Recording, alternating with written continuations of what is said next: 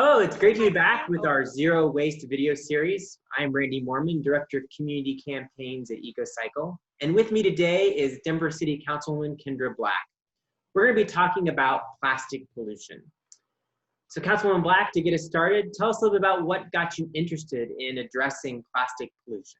I've really been struck by the incredible amount of plastic in our world. You go to the grocery store, everything is wrapped in plastic. Less than 10% of plastic is actually recycled.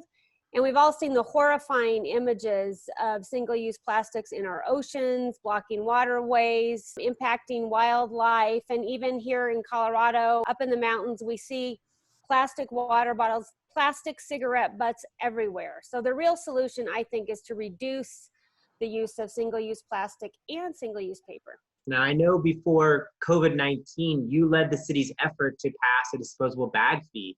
Can you tell us more about the bag fee and how it works? Yes, it's called Bring Your Own Bag Ordinance. So the goal behind it is to get people to reuse bags or just not use a bag. You don't always need to have a bag. It's a 10-cent fee on single-use plastic and paper bags. Similar laws like this one, the one in Boulder, Washington, D.C., Chicago, London, and cities around the world have been between 65% and 90% successful in reducing the use of single-use bags. I really appreciate your work on that. Now, the city has put the bag fee on hold, as I understand it, for another year out of concern for COVID-19. And I think what we're really seeing happen is that the plastic industry is taking advantage of the current crisis, making a claim that disposable bags are safer than reusable bags. I know, in fact, they've even lobbied the U.S. Department of Health and Human Services to declare plastic bag bans to be a health threat. But I don't think the science is really there to back that up. Isn't that right, Councilwoman Black? There's no evidence of any kind that single-use or reusable bags transferred COVID-19. In fact, the CDC just recently reported that there is very, very low risk of spreading the disease from food, products, or packaging, or any kind of surfaces. And recently, OSHA in California put out some new guidelines for reusable bags in grocery stores. Reusable bags need to be washed, but they're not transmitting the disease.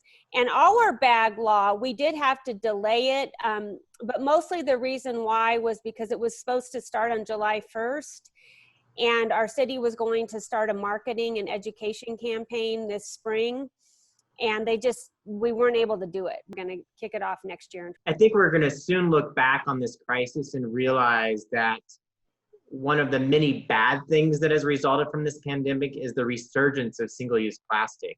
According to recent reports I just saw in a national publication called Waste Dive, since March, we've seen a 20 to 30% increase in trash coming out of homes nationally.